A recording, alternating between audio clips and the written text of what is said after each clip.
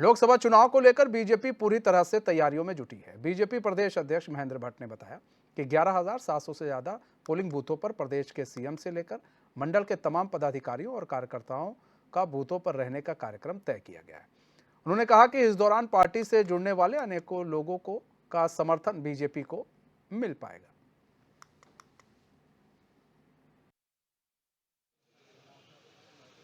देखिए 11,700 से अधिक हमारे जो पोलिंग बूथ है, जो नई बूथ संख्या बढ़ गई है, हमने अपने प्रत्येक कार्यकर्ता को मुख्यमंत्री से लेकर और हमारे मंडल स्तर के जो पदाधिकारी हैं, ऐसे सभी कार्यकर्ताओं को 24 घंटे बूथ पर रहने का हमने कार्यक्रम तय किया है। और जब कार्यकर्ता बूथ पर जाएगा तो बूथ का सामाजिक समीकरण है, अनेकों लोग पार्टी से जुड़ना चाहते हैं, उसका संपर्क भी बनेगा। इसके साथ साथ क्षेत्र से बूथ से आने वाले जो सुझाव हैं वो हमारे घोषणा पत्र में भी काम आएंगे। और एक प्रकार से 24 घंटे रात्रि प्रवास के साथ साथ बूथ की जीतने का जो अभियान है, बूथ जीता चुनाव जीता, उसको हम हमारे साथ bureau chief Rohit Vikram Singh live जुड़ चुके हैं। रोहित, बीजेपी ने 11,700 से ज्यादा पोलिंग बूथों बनाए हैं और ऐसे में अब वो जो है बीजेपी अपने जो मंडल के पदाधिकारी हैं और कहा जा रहा है सीएम है, चाहे मंत्री हैं, अब वो लोग उन पोलिंग बूथों पर जाएंगे, प्रवास करेंगे। देखिए मनीष, भारतीय जनता पार्टी संगठन के आधार पर चलने वाली पार्टी है, एक ऐसा राजनीतिक दल है। और जो भारतीय जनता पार्टी के पूर्व के राष्ट्रीय महामंत्री रामलाल रहे थे, उनका एक स्लोगन था जो पूरे भारत में काफ़ी चर्चित हुआ था कि बूथ जीता तो चुनाव जीता। और इसी के तहत भारतीय जनता पार्टी बूथ स्तर पर काम करने वाली पार्टी है। और अभी हाल ही में प्रधानमंत्री नरेंद्र मोदी ने भी मेरा बूथ सबसे मजबूत एक अभियान चलाया था। इसमें वर्चुअल माध्यम से राष्ट्रव्यापी अभियान था। उत्तराखंड से भी मुख्यमंत्री पुष्कर सिंह धामी, बीजेपी प्रदेश अध्यक्ष, संगठन महामंत्री अजय कुमार सहित भारतीय जनता पार्टी के सभी विधायक, कैबिनेट मंत्री और सभी पदाधिकारी इस कार्यक्रम में उन्होंने शिरकत की थी। और बीजेपी चाहती है कि बूथ स्तर पर, हालांकि उसका जो बूथ अध्यक्ष है, बूथ सचिव है, ये तमाम लोग 11 सदस्यीय टोली जो है लगातार जो है बूथ को मजबूत करने का काम कर रही है।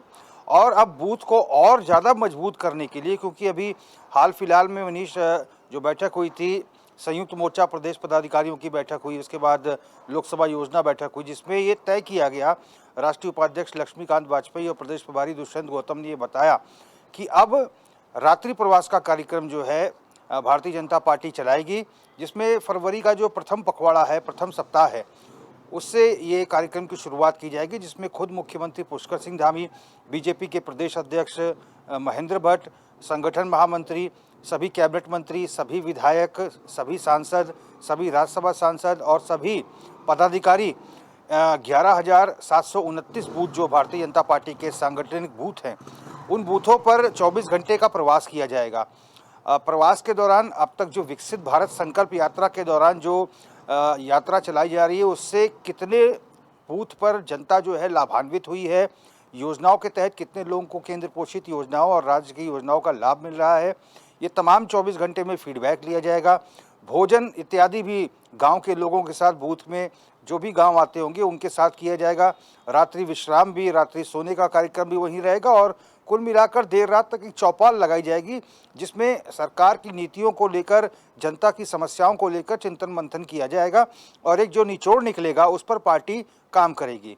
तो ये एक बड़ा वृहद अभियान है भारतीय जनता पार्टी का, जो फरवरी माह से शुरू हो रहा है, जिसमें सभी को जुटने का आह्वान किया गया है। एक बड़ा अभियान है। लेकिन रोहित, इसमें एक चीज़ और भी है। अभी महेंद्र भट्ट को हम सुन रहे थे, वो कह रहे थे कि पार्टी के जब नेता प्रवास करेंगे वहाँ पर तो काफ़ी सारी बातें हमें पता लगेंगी, वो लोग बताएंगे, तो मैनिफेस्टो में भी हम उन चीज़ों को डाल सकते हैं, मैनिफेस्टो के माध्यम से। ऐसे में अगर जो कमियां हैं तो केंद्र में इन्हीं की सरकार थी, अगर कमियां रह रही हैं, केंद्र में इनकी सरकार थी, राज्य में इनकी सरकार है, उन कमियों को दूर किया जा सकता है।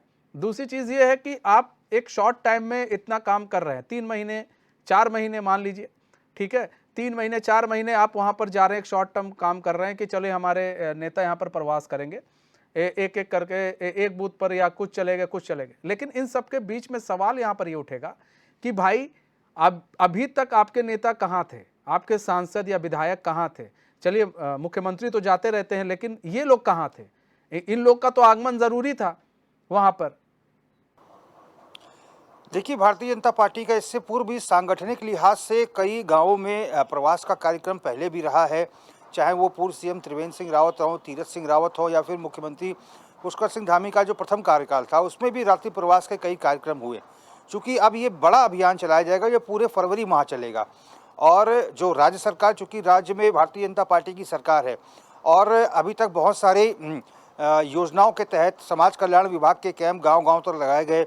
डॉक्टर श्यामा प्रसाद मुखर्जी बलिदान दिवस या स्वर्गीय अटल बिहारी वाजपेयी पूर्व पीएम की जो जन्मोत्सव रहा है, पीएम मोदी के 100 दिन का मन की बात का कार्यक्रम, पीएम मोदी का जो जन्मदिन का कार्यक्रम, मुख्यमंत्री का अगले दिन उनका भी जन्मदिन था दिसंबर में। तो इन तमाम ओकेजन्स पे गांव का प्रवास और गांव तक जनता से संपर्क करने का अभियान बीजेपी का पहले से ही रहा है, लेकिन फिर भी अब विकसित भारत संकल्प यात्रा एक फाइनल यात्रा के तौर पर निकाली जा रही है कि यदा कदा कोई छूट गया हो योजनाओं से लाभ लेने से, उन तमाम चीज़ों को मौके पर ही लोगों को लाभान्वित किया जाएगा। और इस यात्रा में तमाम अधिकारीगण, जो जनप्रतिनिधि हैं, सभी मौके पर मौजूद हैं। ये यात्रा अभी तक जो है समूचे प्रदेश में निकल चुकी है, और इसी के तहत जो है अब रात्रि प्रवास का कार्यक्रम रहेगा, इसको फाइनल टच देने के लिए कि अगर अभी भी कोई छूट गया होगा या अभी भी क्षेत्रवासियों की, गाँव वासियों की, उत्तराखंड वासियों की जो सीमांत क्षेत्र है वहाँ पर कोई संभावनाएं होंगी, कोई ज़रूरत होगी या समीक्षा की जाएगी केंद्र सरकार और राज्य सरकार के कामों की, तो उसको त्वरित पूरा करने का प्रयास किया जाएगा। एक चीज़ थोड़ा समझना थोड़ा मुश्किल हो जाता है। देखिए, यहाँ पर जब प्रवास की बात होती है, जब कहा जाता है जी हम तो गाँव-गाँव गए, हम तो घर-घर गए, अब यहाँ पर दो चीज़ें हैं। या तो पब्लिक उन नेताओं से ये नहीं कहती कि जी देखिए यहाँ पर ये काम बाकी रह गया, जो हम अपने चैनल के माध्यम से पब्लिक की जितनी भी असुविधाएं हो रही हैं पब्लिक को, वो हम उठाते हैं। वो असुविधा जो है पब्लिक नहीं बता पाती है कि देखिए जी यहाँ सड़क नहीं है, यहाँ पानी नहीं है, यहाँ पुल नहीं है। अगर बताती है पब्लिक तो उस पर काम क्यों नहीं होता, ये भी समझने वाली बात है कि भाई अगर आप जा रहे हैं किसी यात्रा को कर रहे हैं किसी क्षेत्र में, तो वहां पर ऐसा तो है नहीं कि सब कुछ ठीक हो गया है, वहां पर भी समस्याएं हैं। उन समस्याओं को दूर करने के लिए क्या कोई ऐसी योजना बीजेपी ने बनाई है? ठीक है, जीतने के लिए भी योजना बना रहे हैं, लेकिन उन अगर जिस क्षेत्र में जा रहे हैं उस क्षेत्र को सही भी तो कर दें, तब तो वोट बैंक आपके तरफ आएगा।